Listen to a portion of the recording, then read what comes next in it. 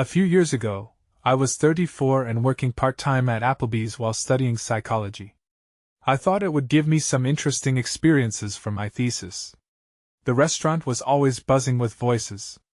The smell of grilled meat and fried food filled the air. But I often felt something strange lurking behind the busy kitchen. One Thursday night, I took a break in the back office. It felt dark and quiet. I was scrolling through my phone when I heard conversations from the dining area. They sounded odd. People were talking about things that I couldn't remember. They mentioned other customers like they knew them. I listened closely, thinking I missed something big. Over the next few days, I kept hearing weird things. Some customers would come in, share secrets, then disappear before I could even say hello. It made me uneasy. My coworkers were acting odd too. They seemed distant, almost robotic. I once asked a coworker about it. They just shrugged, but a chill crawled down my spine. Then the power outages started. One moment, I was in the middle of the restaurant, and the next, the lights would flicker out. Shadows danced on the walls, and the noise faded into silence. It felt cold. Goosebumps covered my arms.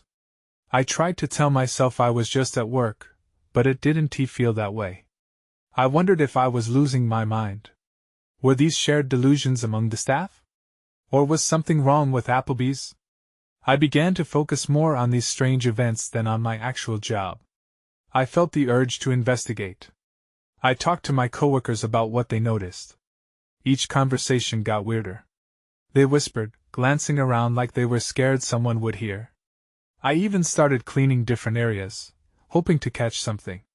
But that same chilling distance returned, making my stomach flip. Then there was this one regular. He always sat in the same booth for hours, staring at the menu without ordering. One night, I went to check on him. When I got there, the booth was empty. My breath caught in my throat. I felt panic rise. Years have gone by, but I still think about those unsettling moments. I often wonder what really happened. I can't shake the feeling of waiting for answers that never come. When I pass an Applebee's, a shiver runs down my spine. Something feels off about it, like a secret that won't let go. Even now, I can't escape that feeling. I keep thinking about what was hiding in those booths. Whatever it was, it's still there, waiting for the next unsuspecting customer. The day after my shift ended, I felt the urge to go back to Applebee's. It seemed crazy, but I had to.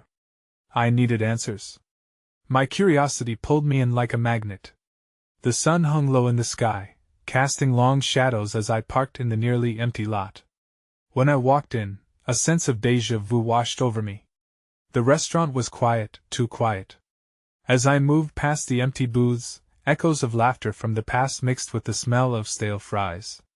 I felt like a ghost wandering through memories, but I was here for something more than nostalgia. I headed straight to the back office. I remembered the feeling of certainty that came when I decided to dig deeper. I opened the drawer where I kept my notes. Maybe there were clues I'd overlooked. Piles of papers and receipts lay scattered, but something caught my eye, an old schedule with strange initials scribbled next to certain dates. They seemed to mark my days off, but I had no idea what the letters meant. My gut twisted. Were these initials connected to the empty booth and bizarre conversations? I needed to find out. I grabbed my phone and decided to record some thoughts. Maybe talking it out would help me make sense of the mess. Okay, here's what I know, I began. The customers, the whispers, the missing regulars. There's something beneath all of this. My voice wavered, the anxiety bubbling up. I needed a plan. I remembered that my coworker, Melissa, had been there for most of those nights. I figured I could ask her about the initials. But did I really want to drag someone else into this confusion? After recording my thoughts, I stashed my phone and headed back to the dining area. Just as I stepped out, the lights flickered briefly. An unsettling feeling washed over me. I looked around, half expecting shadows to flock around me. But nothing happened. Just the regular hum of the ice machine. Suddenly, I spotted Melissa in a corner booth, looking more tense than usual.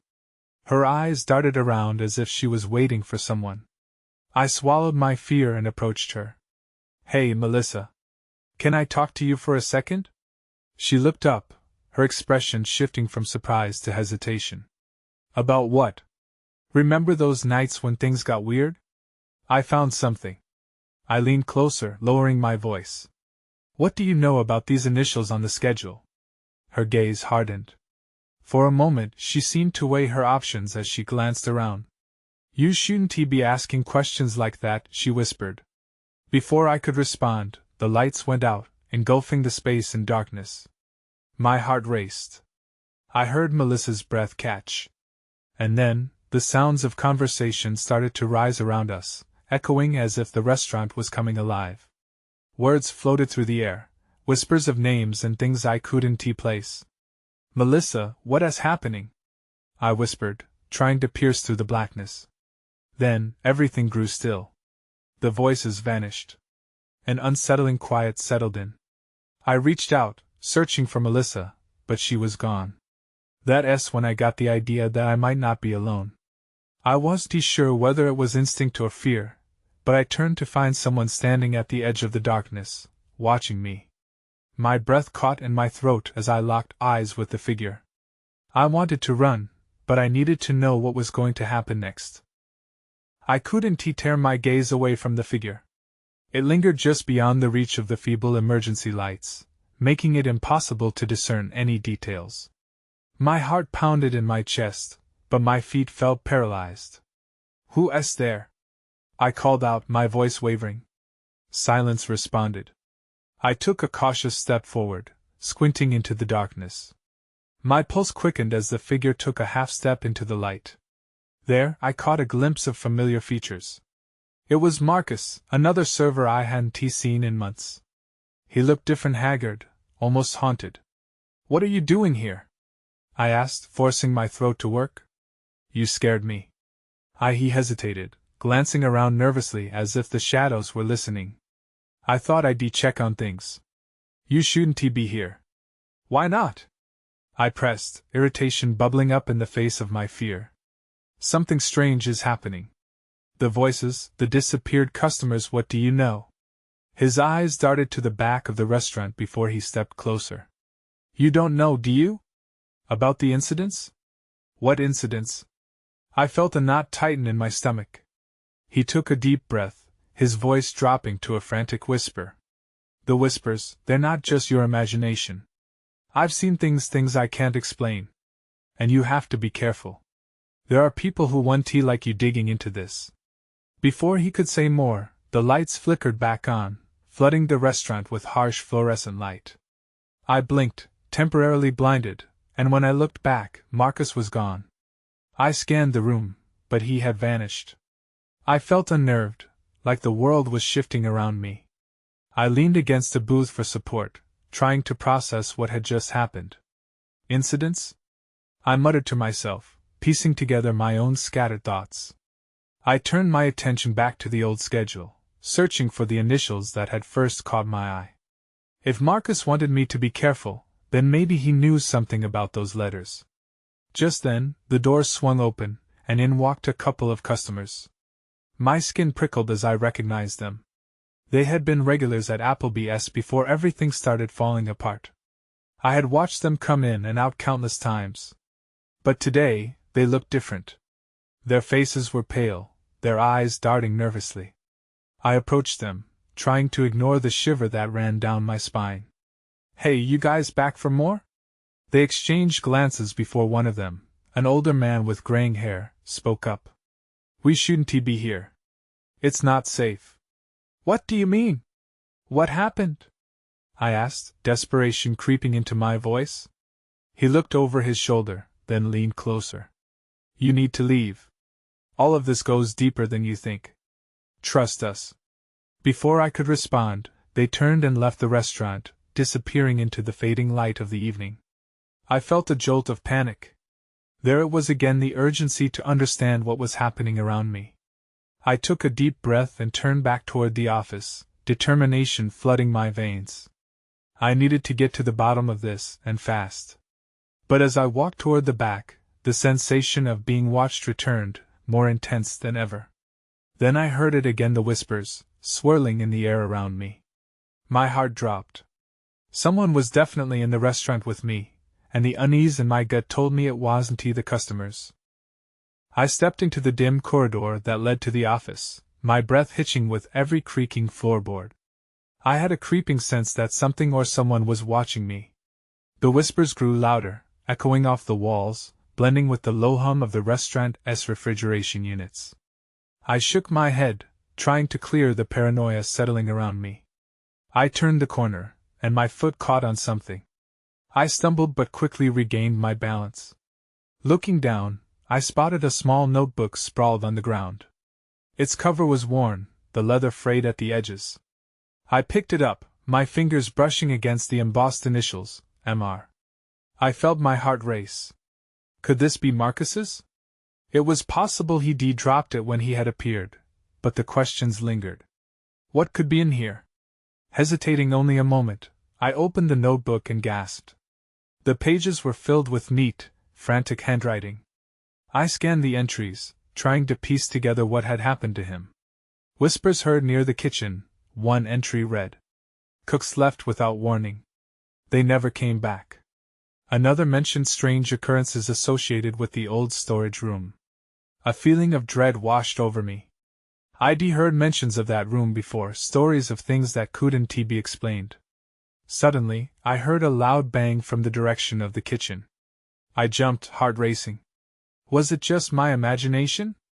Maybe it was just a pot falling, but deep inside I knew better. I couldn't stay here. I needed answers. I pocketed the notebook, determination pushing me toward the kitchen. As I stepped into the room, the air felt thicker, like I was wading through water. The fluorescent lights buzzed overhead, illuminating a scene of disarray. Tables were overturned, and kitchen equipment lay scattered across the floor. The lingering smell of burnt food hung in the air like a bad omen. "Hello?" I called, my voice wavering. "Is anyone in here?" No response came. I took a cautious step forward, scanning the space for any sign of life. That's when I saw it. A shadow flickered at the corner of my vision. I turned quickly but found nothing. I swallowed hard, heart drumming in my ears. This was nothing like the usual closing shifts I was used to. Whatever was happening here was darker, more sinister. I could feel it in my bones. A low whisper came again, pulling me toward the storage area. It was as if the voice was calling my name. Against my better judgment, I edged closer, dread pooling in my stomach. Then, out of nowhere, the lights flickered violently and went out, plunging me into darkness. Panic surged through me. I stumbled back, feeling my way against the cool metal of the kitchen counter. "Stay calm," I whispered to myself, but fear twisted around my throat. I needed to get out, I needed to escape. But before I could take another step, a cold breath brushed against my ear. It whispered something incomprehensible, something that made my skin crawl. I wasn't alone. I turned to flee, but the door slammed shut. I was trapped. The whispers intensified, filling the void, taunting me with their secrets. I pressed my back against the wall, desperate and terrified. What was waiting for me in the darkness? And who or what had Marcus been warning me about? My heart raced as I stood frozen in the darkness. The whispers, now louder, seemed to swirl around me, forming a chorus of dread. I pressed myself against the wall, wishing for the lights to flicker back on. I couldn't tell if it had been seconds or hours since the power cut out. The overwhelming silence was punctuated only by the whispers that felt closer, more insistent. Desperate for a way out, I scanned the perimeter of the kitchen, watching for any signs of movement beyond the faint outlines of the counters. The shadows danced eerily, morphing into shapes that sent chills down my spine. I grasped the notebook tightly, the only tangible link to Marcus I had. Maybe it held the key to understanding what was happening. Another sudden gust of cold air brushed against my neck, and I shivered. Had someone just passed behind me? I swung around, but the darkness offered no answers. "Who's there?" I called out, my voice trembling. The only response was an echo of my own words, swallowed by the gloom. I took a cautious step forward, my palms sweating on the notebook. The kitchen felt foreign, like a maze designed to trap me. The urge to flee pulsed through my veins, but I couldn't let fear dictate my actions. I had to find out what was happening, what Marcus had uncovered. I edged towards the storage area, where the whispers seemed to thrum with urgency. I hesitated at the threshold, instinct telling me to turn back. But curiosity urged me on. With my pulse racing, I pushed open the door, and it creaked ominously. Inside, the small room was cluttered with boxes and pots, a forgotten corner of the restaurant. The air was stale, mixing with the lingering smell of burnt food.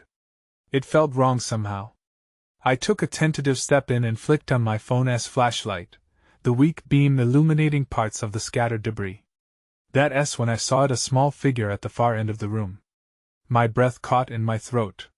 Was it a person? I squinted in the dim light, but it was too shadowy to tell.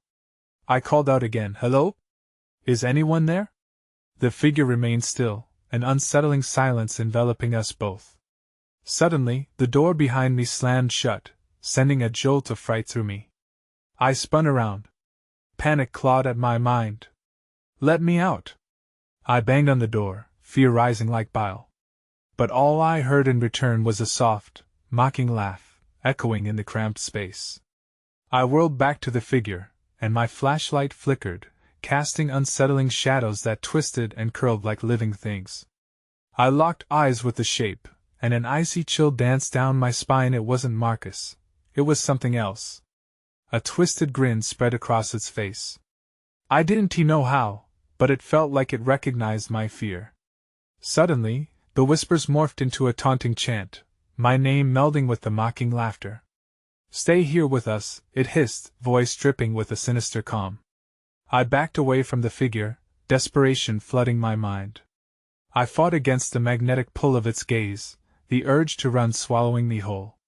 Just then, I noticed something glinting on the floor beside the figure. A pendant. Instinct kicked in. I needed that pendant, whatever it was. I made a break for it, darting past the figure, adrenaline coursing through my veins. I dove for the pendant, my thoughts racing. What if it held the answers? What if it could unlock everything? As I grasped it tightly in my fist, I glanced back. The figure was gone, but the whispers echoed around me, now louder than ever. It felt like I had awakened something in this kitchen, something that didn't want me to leave. With the pendant swinging from my grip, I knew I had to find a way out, and fast. But an unseen force held my breath and my throat. What secrets would I unearth next?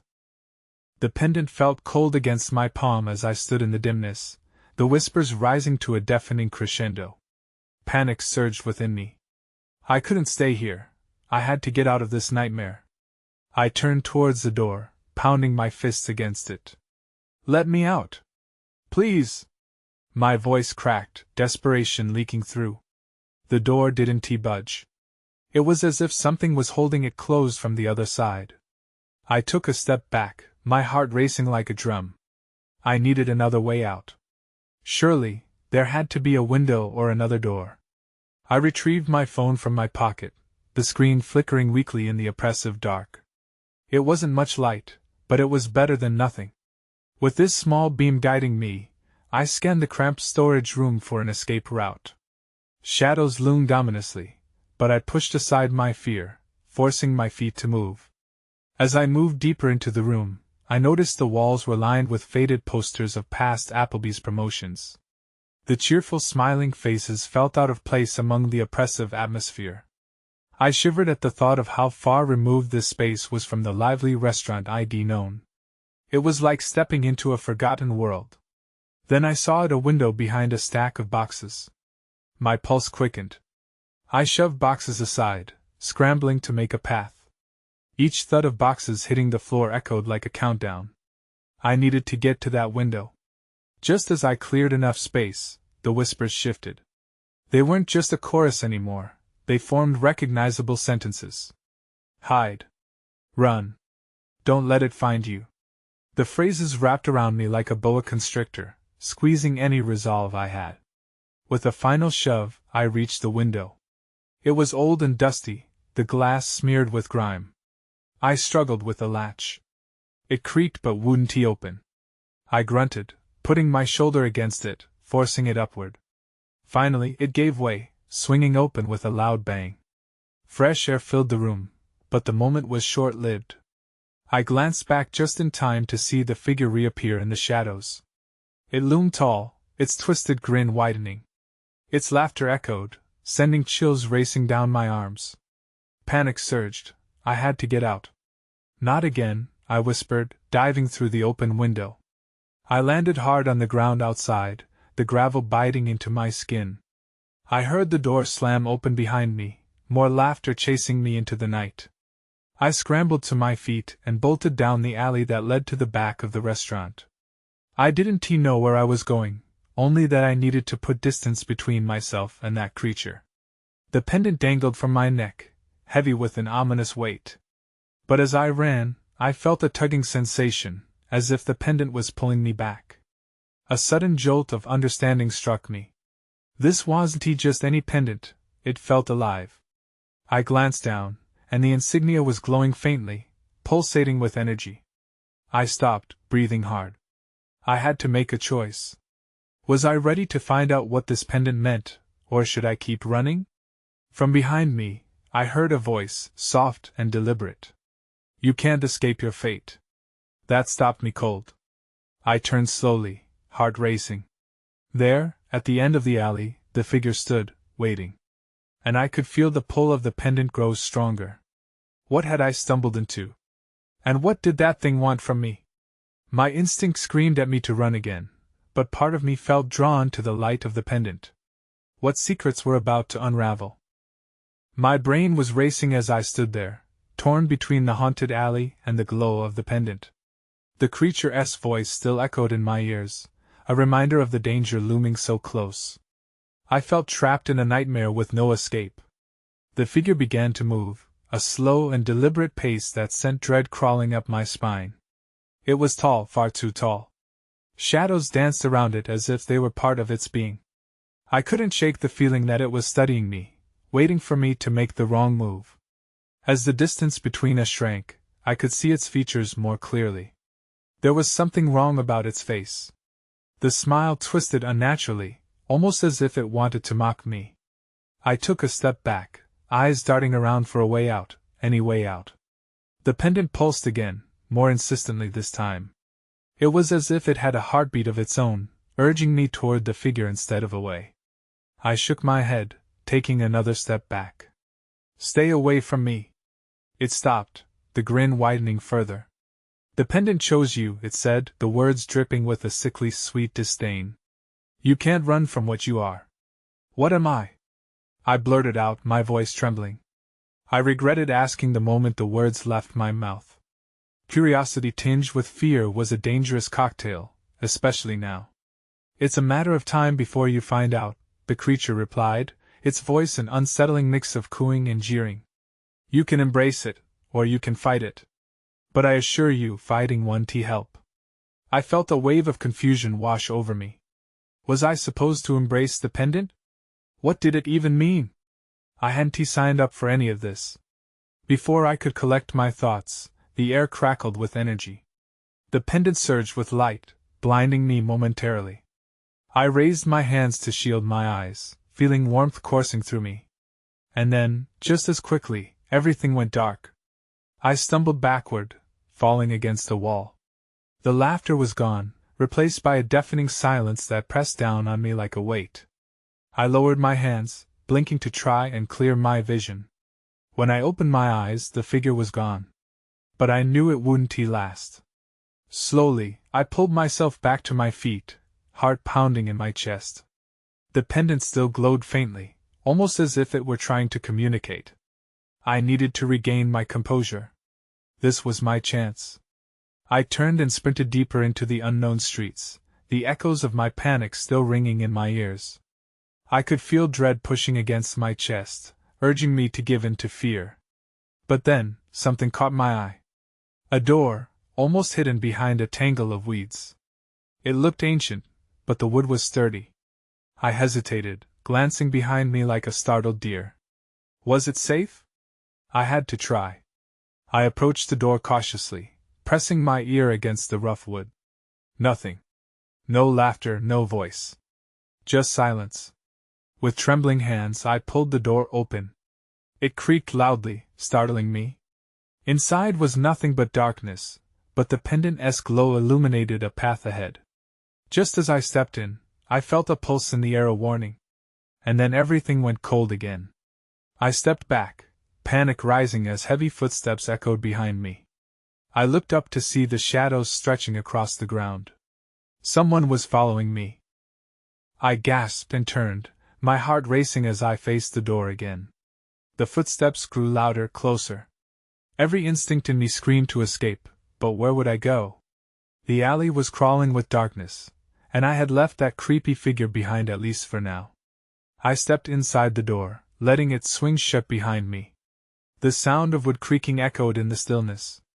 I took a slow breath, forcing myself to focus. My surroundings were as black as the void, but the pendant glowed brighter the further I stepped in. It cast an eerie light that flickered against old stone walls and a crumbling floor. There had to be a way out. I pressed further into the darkness, the air thick with dust and something else, something metallic that made my stomach churn. I half expected the figure to materialize behind me, but all I heard was the relentless thump of my heart and the whisper of forgotten memories. As I moved, I noticed something on the ground, a shadow catching the pendant-esque light. I bent down, and my breath caught in my throat. It was an old, rusted key. The intricate design hinted at age, and I felt strangely drawn to it, even though it left a chill running up my spine. I picked it up, holding it tightly in my hand. The footsteps outside had stopped, and I risked a glance back at the door. A shiver ran through me. I couldn't shake the feeling that the creature waited just beyond the threshold, poised to pounce. I needed to find a place to hide, or better yet, a way to lock it out if it came for me. I scanned the small room, but there were no other doors or windows, just stone. Then I saw the faint outline of a door on the far side of the room, half obscured by shadows. It looked old, but it had a rusty keyhole that felt promising and horrifying all at once. I dashed toward it, careful to keep my footsteps quiet. As I reached the door, I glanced back. Shadows shifted, creeping closer. I could just make out a shape dissolving into the darkness outside. I bit my lip, racing against time as I fumbled to insert the key into the lock. To my surprise, it fit. I twisted it, and the door clicked open with a groan. My heart pounded as I pushed it ajar, ready to slip inside or out, rather when a hand clamped onto my shoulder from behind. I froze, every muscle tensing as I turned slowly to face whoever was there. My breath caught in my throat again. But it wasn't the creature. Instead, a familiar face stared back at me, one I didn't expect to see at all, the girl from my dreams. She looked just as startled as I felt, and the shadows danced around her, swirling as if they were alive. "What are you doing here?" she asked, panic flashing in her eyes. "I need your help." I glanced at the door, now open wide. A draft brushed past me, and I stepped back. Darkness seemed to pulse with an energy all its own. "Then you have to come with me," she said, urgency in her voice. "It's not safe here." And before I could respond, she pulled me through the door, dragging me deeper into the unknown. I stumbled after her, disoriented by the sudden shift from one world to another. The air felt different here, cooler, thicker, and the shadows loomed larger. We found ourselves in a narrow corridor lit only by flickering torches set into the walls. Each torch cast a shaky glow, creating twisted figures that danced towards us as if trying to escape. "Where are we?" I asked, my voice barely above a whisper. Panic coursed through me, but I tried to sound calm. "An old hideout," she said hurriedly, glancing over her shoulder. "There's a way out, but it's not far. We need to move." She pulled me further down the corridor, her grip firm. I could hear a distant echo of those footfalls again, the same ones that had chased me into the first door. My stomach twisted. "What is that thing?" I asked, fearing her answer. "The Keeper," she replied, urgency thick in her voice. "It guards these passages. If it finds us, we have to hurry." She quickened her pace. I followed, adrenaline pumping. We reached the end of the corridor, which opened into a large chamber filled with strange symbols carved into the stone walls. A heavy wooden table sat in the center, cluttered with dusty books and odd trinkets that hummed with energy. "This way," she urged, pointing to a narrow door on the opposite wall. I hesitated, glancing around. Something about this place felt wrong. "Is it safe?" I asked, dread creeping back in. "It's safer than staying here," she insisted. "Trust me." The footfalls got louder, and panic clawed at my throat. I nodded, and we rushed to the door. I pushed it open, and we stepped through a drop into a spiral staircase that wound down into darkness. "Are you okay?" she asked, concern etched across her face as we landed softly on the next level. "I think so," I gasped, trying to catch my breath. "But what about the keeper? Can it follow us?" "I don't know," she said, her eyes scanning the shadows around us. "But we can't stop to find out." We began to descend, the air growing colder with each step. In the distance, I heard whispering voices that wrapped around me like an icy breath. The pendant pulsed in my pocket, sending warm waves through me as if urging forward. I felt a sudden rush of resolve, despite the fear weighing on me. "What do we do when we get to the bottom?" I asked, desperate for a plan. She hesitated, the look in her eyes telling me she didn't have an answer. "There's something we need to find, something crucial. It can help us defeat the keeper." "And if we can't find it?" She stopped, turning to face me fully. "We will find it," she insisted. But doubt flickered in her gaze.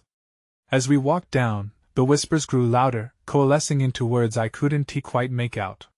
Then everything went dark. My breath quickened as the staircase disappeared beneath my feet. I reached out to grab her arm but felt nothing. Panic surged through me. "What? Where are you?" Silence hung heavy as I floated in the void, grappling with the impenetrable dark around me. Then suddenly, I was no longer alone. I heard a low, guttural growl behind me, and the air chilled as I felt a presence looming closer. I spun, feeling helpless as I braced myself for the worst. "What is it?" I shouted, my voice trembling. "What's coming?" In an instant, the darkness shattered. I was dropped into a corridor illuminated by flickering torches, and I felt a rush of warmth and energy flood my senses. As I regained my balance, I scanned the area. There was no sign of the girl or the keeper. Just me, heart racing and breath quickening. The whispers were back, swirling around me in a cacophony of half-formed words and threats. "Let go," they urged. "Embrace the darkness." I pressed my palms against my temples, trying to block out the chaos. The pendant in my pocket throbbed gently, almost like a heartbeat, as though it sensed my fear and desperation. I fished it out, and the faint glow illuminated my surroundings: stone walls adorned with strange carvings, remnants of forgotten stories etched into the very fabric of existence. I steeled myself and turned to face the direction the whispers beckoned me. "I need to find her," I whispered into the stillness. I took a hesitant step forward.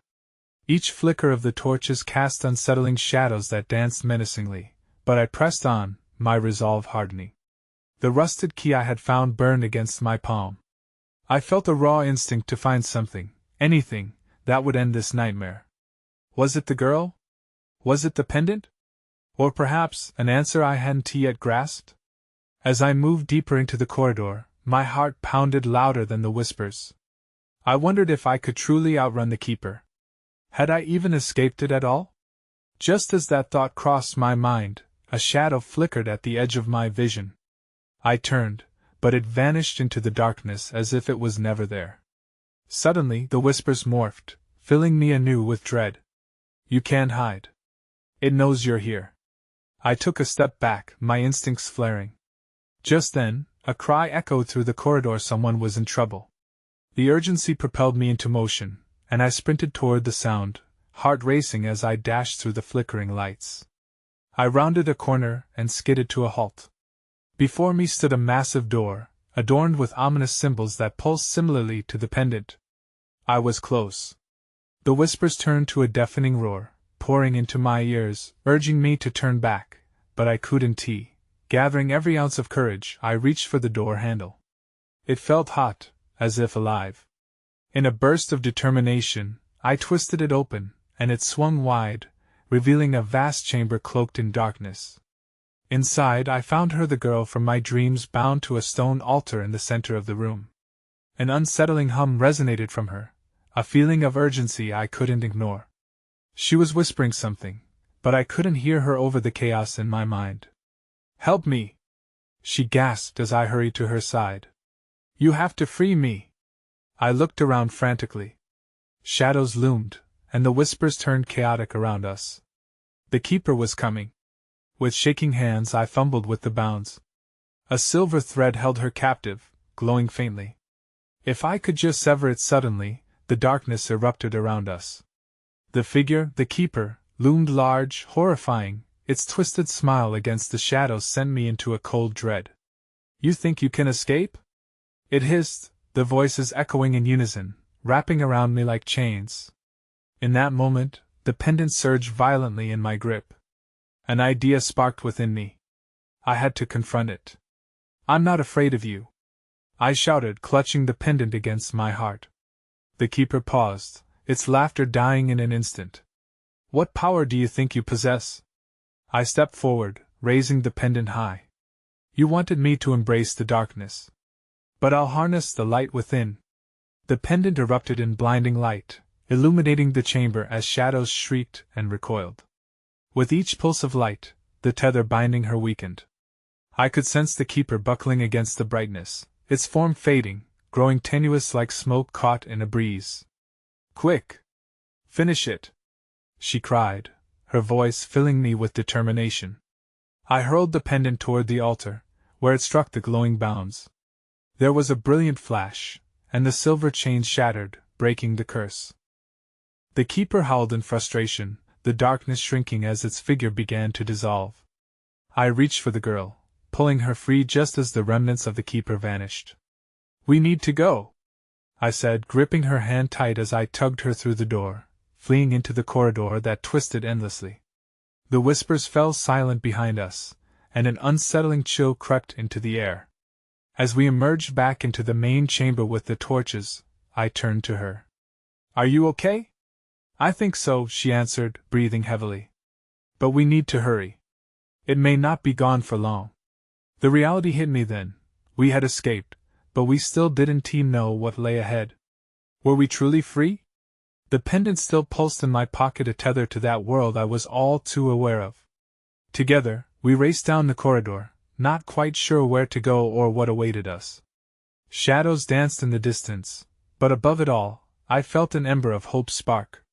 Somehow, we had found each other amid the chaos. Yet even when I looked back, I couldn't shake the lingering feeling the darkness was never far behind. I wouldn't be surprised if this wasn't the end of our story, but perhaps just the beginning.